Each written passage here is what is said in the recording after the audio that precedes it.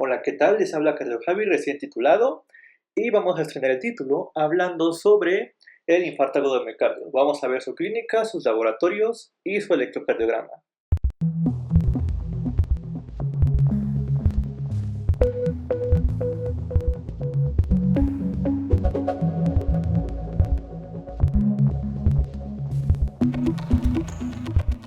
Para comenzar vamos a definir qué es un infarto.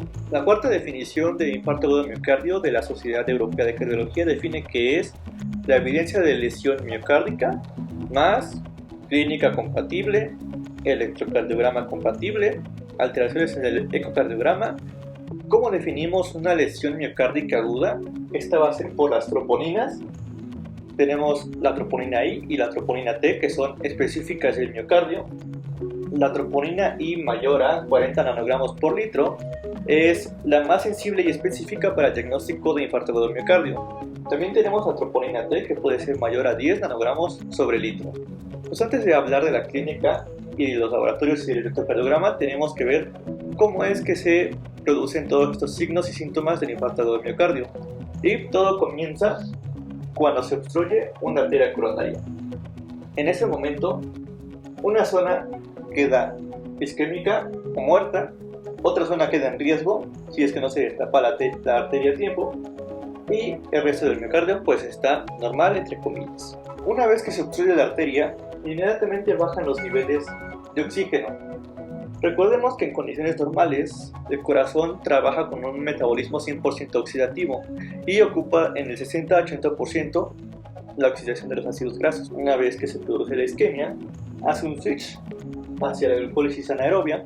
Gracias a la glucólisis anaerobia tenemos un aumento del ácido láctico o del lactato inicialmente, y esto se va a traducir en los laboratorios como una elevación de la enzima lactato deshidrogenasa, LDH o LHD, dependiendo del laboratorio. Una vez que el lactato se eleva, aumenta la concentración de hidrogeniones y esto disminuye el pH, es decir, aumenta la acidez adentro del miocardio.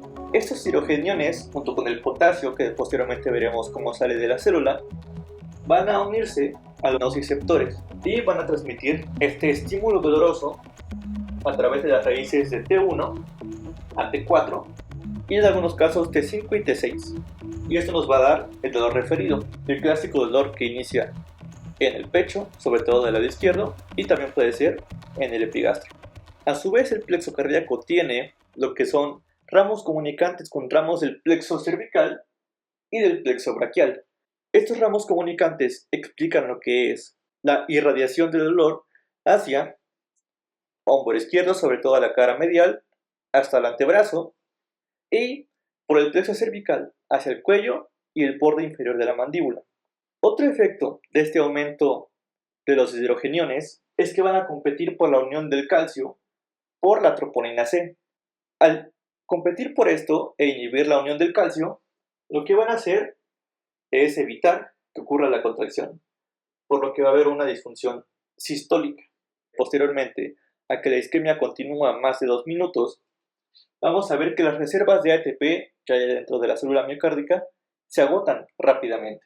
Ante esa situación, tenemos que aumenta la concentración de CPK-MB adentro del miocardio, y posteriormente, cuando la célula muere, esta es liberada hacia el torrente sanguíneo.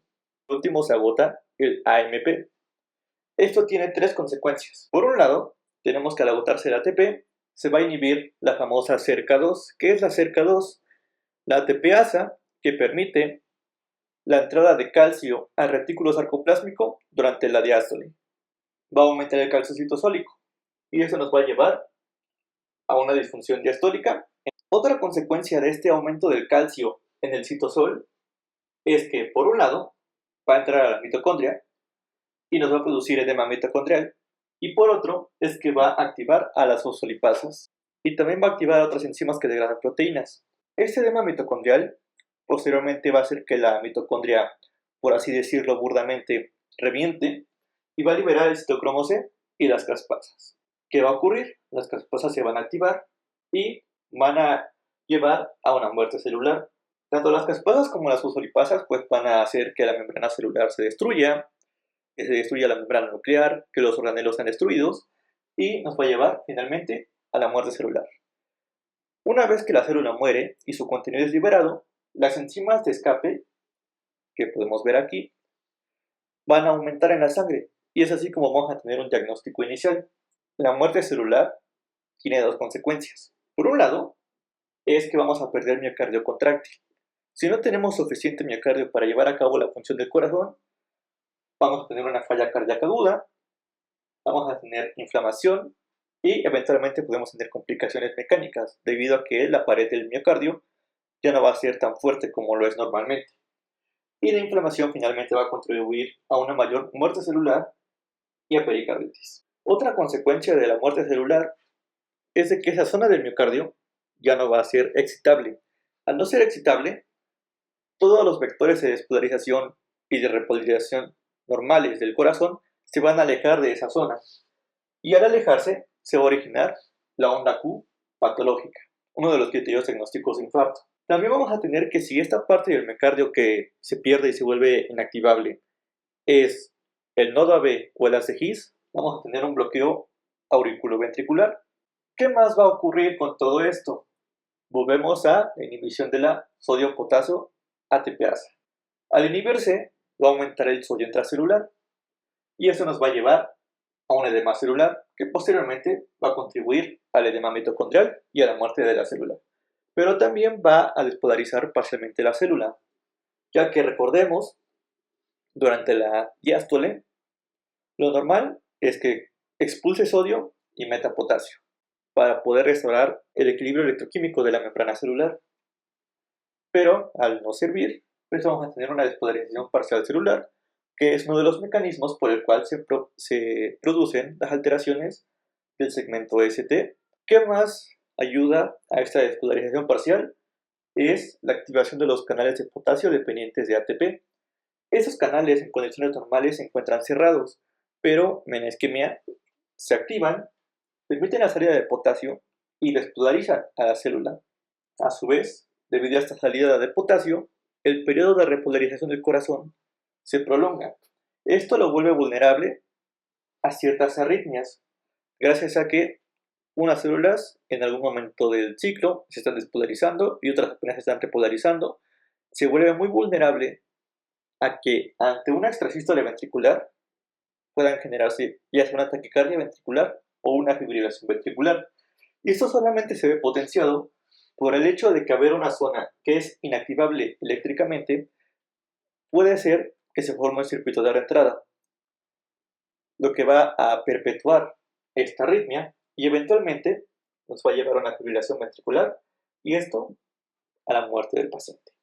Esa es la principal causa de muerte en pacientes fuera del hospital. Y de hecho, antes de la incorporación de las unidades coronarias, casi todos los pacientes que morían era por una arritmia letal. Ya que pasó todo esto, vamos a tener inicialmente a la falla diastólica. Y eso se va a traducir, si es el ventrículo derecho lo que falla, vamos a tener congestión venosa sistémica. Si es el ventrículo izquierdo el que está fallando, que es lo más común, vamos a tener congestión pulmonar, incluso un edema agudo pulmonar. Pero también vamos a tener una disfunción sistólica. La disfunción sistólica, pues es la disminución del gasto cardíaco. Y esto va a manifestar síntomas de hipoperfusión, que pueden ser compensadores. Esto quiere decir que se va a activar el sistema nervioso simpático, usualmente, y esto va a elevar la frecuencia cardíaca, a producir palidez en la piel, sudoración, aumentar la frecuencia cardíaca, entre otras cosas.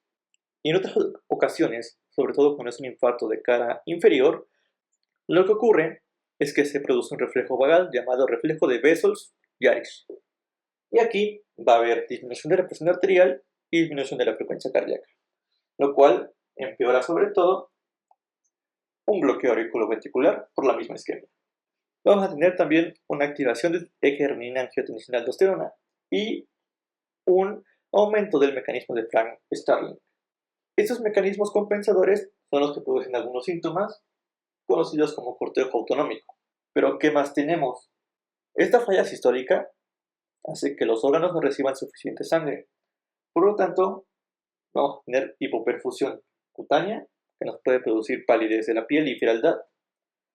Hipoperfusión renal, que es uno de los mecanismos por los cuales se activa el sistema renina-angiotensina-aldosterona y por el cual la tasa de filtrado glomerular disminuye. Vamos a tener también hipoperfusión cerebral, lo que nos puede explicar síntomas como el síncope o la hipotimia, y lo más importante, vamos a tener hipoperfusión del miocardio que inicialmente no estaba en riesgo, y esto solamente va a perpetuar todo este ciclo, por lo cual es importante dar un tratamiento oportuno para rescatar la mayor cantidad de miocardio posible, evitar caer en falla cardíaca y evitar llegar sobre todo a las arritmias letales. Ya que hablamos sobre cómo es que se producen todas las alteraciones clínicas de laboratorios y electrocardiográficas durante un infarto de miocardio, podemos hablar propiamente de cada uno. Ahora hablamos del dolor anginoso, el cual está presente en la mayoría de los casos, un 70-80%, pero puede estar ausente en diabéticos, en mujeres mayores y en ancianos en general. ¿Cómo se caracteriza este dolor anginoso? Bueno, vamos a ocupar la clásica memotecnia del dolor a la antigüedad. Este dolor anginoso puede ser de inicio reciente o puede ser que el paciente ya tenga un historial de cardiopatía isquémica de meses o incluso años. La localización, como les expliqué, gracias a su inervación simpática, el dolor es inicialmente en el precordio por T1, T2, T3 y T4, pero también puede comenzar en el epigastrio gracias a T5 y T6. Y su irradiación, quedamos que es a cuello y mandíbula por el plexo cervical y hacia el hombro, brazo y antebrazo izquierdo, sobre todo en la cara medial, por las comunicaciones con el plexo braquial, aunque también se puede irradiar hacia el lado derecho por comunicaciones con el plexo de ese mismo lado. Sus características es que es opresivo. Los pacientes dicen que sienten como si alguien se les estuviera sentando encima, como si estuvieran una roca sobre su pecho o como si un elefante los estuviera aplastando. Eso es lo que dicen ellos. También tenemos que su intensidad suele ser creciente e incluso los pacientes lo describen como insoportable. Atenuantes o agravantes, como tal en general en la isquemia, tenemos que aumenta o aparece con lo que es el estrés físico o emocional y desaparece con lo que es el reposo o con la administración de nitratos, que son donadores de óxido nítrico. Otras cosas que podemos saber es su frecuencia, la cual puede variar de paciente a paciente, su duración, esto es clarísimo. Un dolor anginoso que dura más de 20 minutos es infarto hasta no demostrar lo contrario. Si dura entre 15 y 20 puede ser simplemente una angina inestable y si dura menos de 15 se cataloga como angina estable. Y sus síntomas asociativos serán los síntomas del cortejo autonómico por la activación de los mecanismos compensadores o síntomas por falla cardíaca. Los síntomas del cortejo autonómico son básicamente náusea y vómito, diaforesis, que esta es su duración profusa, palpitaciones, podemos encontrar bradicardia, taquicardia, así como hipotensión o hipertensión arterial. También el paciente va a estar pálido de la piel y podemos encontrar otros signos como el clásico signo de Levine, que se aprieta con el puño del pecho aquí, sensación de que se van a morir inminentemente, y también los síntomas de falla cardíaca. Por hiperfusión cerebral tendríamos la hipotimia y el síncope. Por la congestión venosa pulmonar tendríamos la disnea y los estertores pulmonares. Por la congestión venosa sistémica tendríamos el edema periférico y la ingurgitación yugular.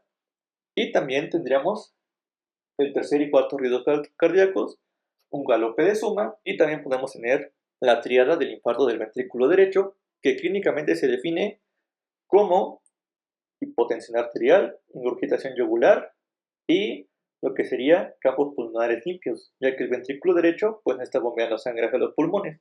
En caso de que tengamos una arritmia letal, el paciente va a presentar un paro cardíaco, por lo que es importante que ante cualquier paciente que haya caído en paro cardíaco realicemos un electrocardiograma para descartar que la causa sea isquemia. Todo esto lo tenemos que hacer antes de que pasen 10 minutos de que llegó el paciente a urgencias. Una vez que tenemos la clínica de infarto y lo sospechamos, tenemos que hacer el electrocardiograma. ¿Qué vamos a encontrar ahí? Una elevación del ST, la cual se da como quedamos por esta despolarización de la célula parcialmente y, como les mencionaré en un esquema aparte, por modificaciones de lo que es el potencial subendocárdico y del potencial subepicárdico del miocardio ventricular. ventricular. El límite de corte para hacer el diagnóstico de infarto agudo de miocardio es de 1 milímetro o más en todas las derivaciones, menos en B2 y B3, y las derivaciones derechas y posteriores. En B2 y B3 vamos a tener que determinar el valor según el sexo y la edad del paciente. Si es mujer, el corte se hace a partir de 1.5 milímetros, es decir, 1.5 cuadritos pequeños, y si es hombre, tendremos que ver dos cosas. Si es mayor a 40 años, el punto de corte es 2 milímetros. Si es menor a 40 años, el punto de corte es 2.5 milímetros. Esto para evitar confusiones con lo que es la pequeña elevación del segmento ST en esas derivaciones por repolarización precoz, la cual es benigno.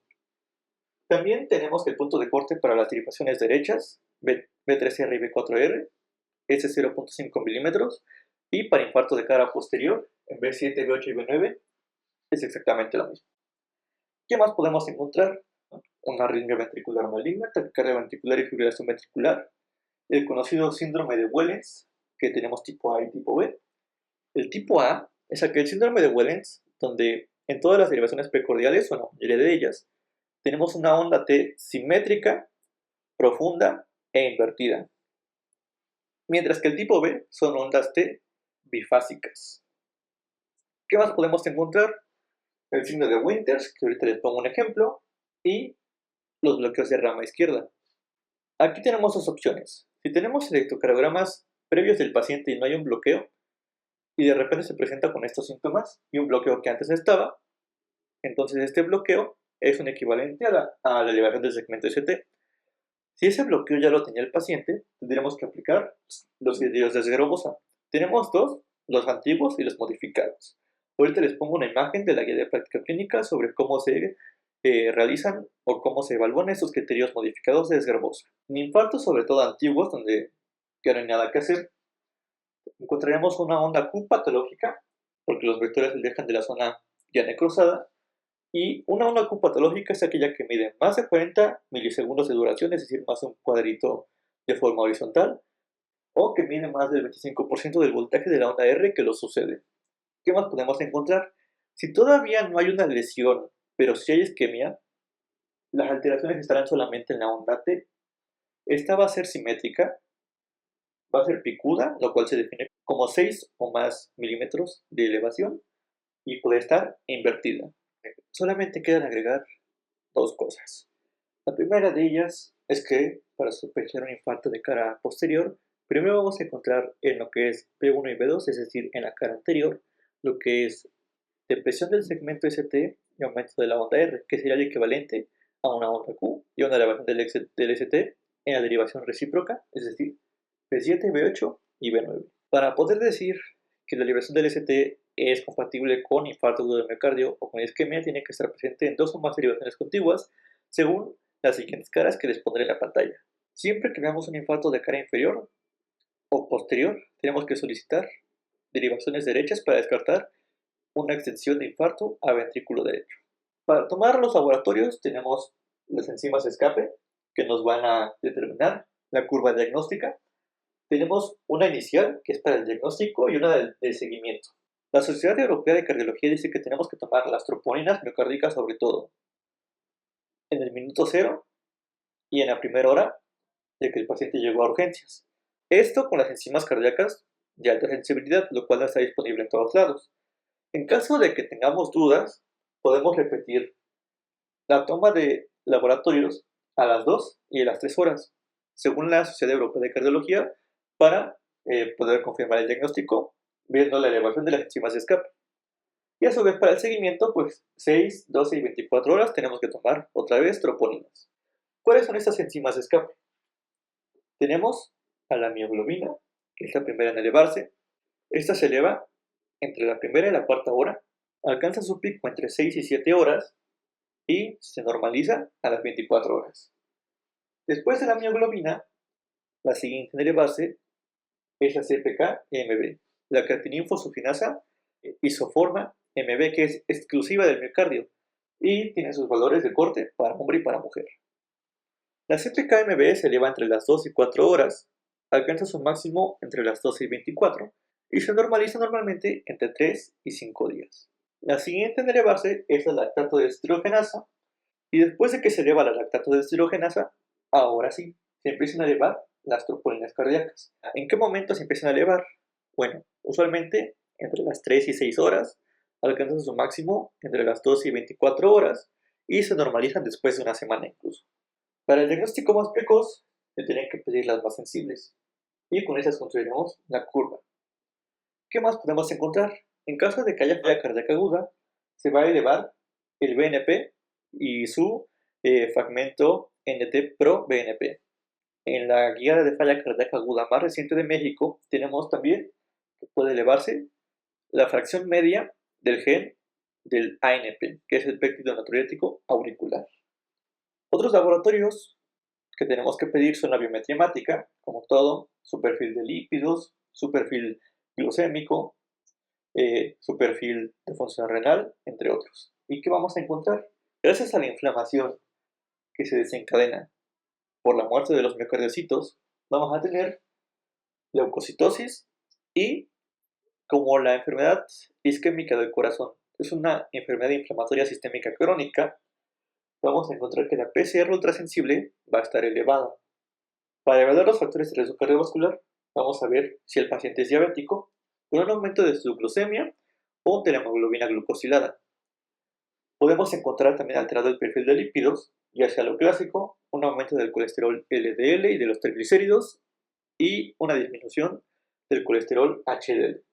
En algunos laboratorios ya está disponible la lipoproteína A, la cual puede servirnos, sobre todo si el colesterol lo encontramos aparentemente normal. Para detectar la falla renal, pues tenemos que la creatinina va a estar elevada y eso nos va a dar, con el cálculo de la CK de EPI, una tasa de filtrado glomerular pues menor a la que debería ser. Y también podemos encontrar elevación de la urea o del BUN. Y esto es básicamente un pequeño resumen de lo que es la clínica, los laboratorios y el electrocardiograma en un infarto miocardio. Está hecho para cualquier estudiante, médico interno, pasante, médico general y también si algún residente quiere repasar este tema. Dejamos de lado obviamente los estudios de imagen y todo el algoritmo de tratamiento. Eso será para otra ocasión. Antes de irme, les compartiré en la siguiente escena un esquema únicamente hablando del electrocardiograma.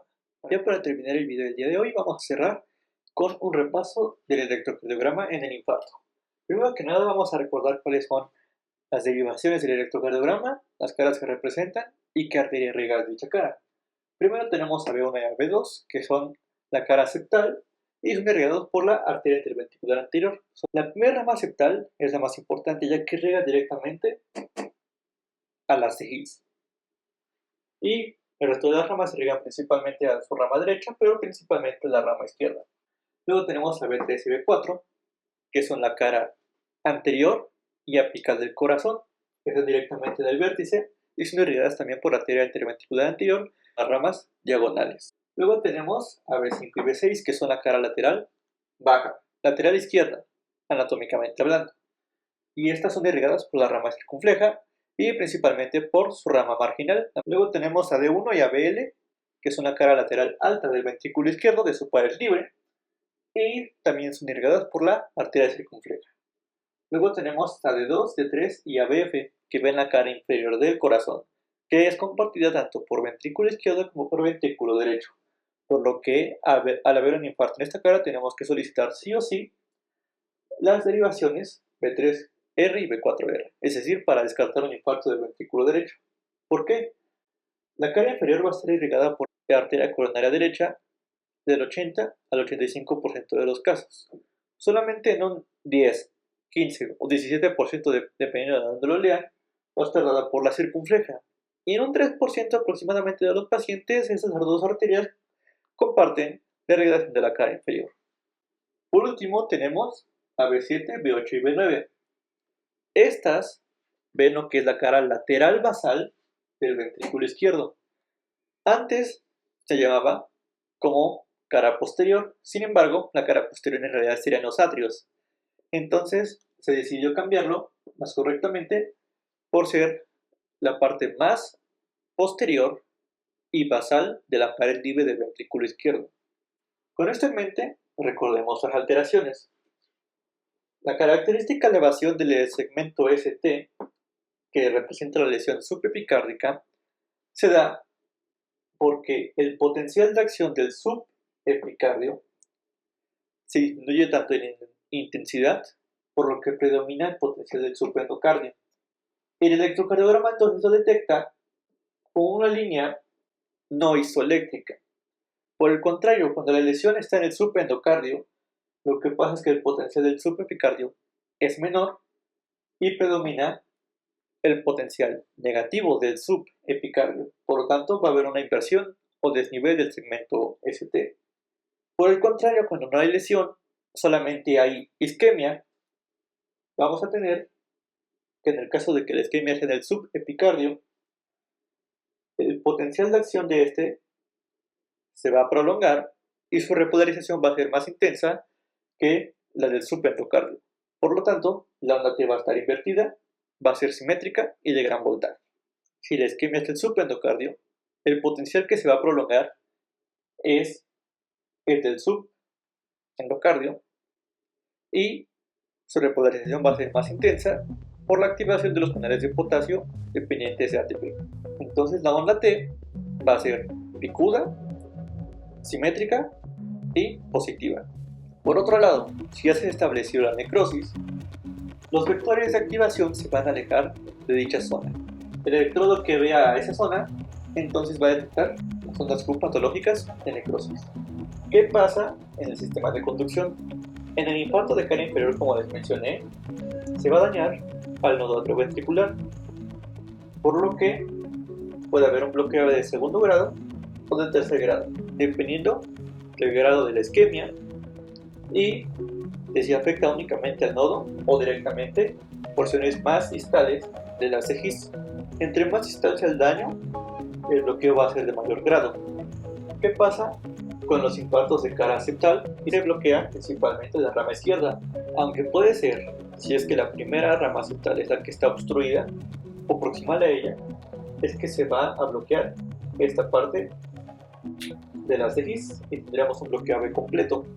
Si se forma un solo circuito de reentrada alrededor de una sola de necrosis, podemos llegar a tener una taquicardia ventricular, pero si son múltiples circuitos de reentrada, es decir, hay reentrada múltiple, y además recordemos que este miocardio está vulnerable a arritmias por la activación de los canales de potasio dependientes de ATP y la inhibición de la bomba de sodio ATPasa, podemos llegar a una fibrilación ventricular y el paciente se va a morir. Eso ha sido todo por el video del día de hoy, espero les haya gustado. Cualquier duda dejen en los comentarios. Ya tengo un blog sobre esto, de hecho tengo varios blogs publicados, muchos más en el futuro que voy a publicar. Los checan abajo en la descripción, es www.cardiostudium.wordpress.com. Tengo varias entradas interesantes. También les dejo mi Twitter, ahora conocido como X, TikTok y mi canal de Telegram para que me puedan contactar y ver más contenido. Y esto ha sido todo por el día de hoy. Hasta luego.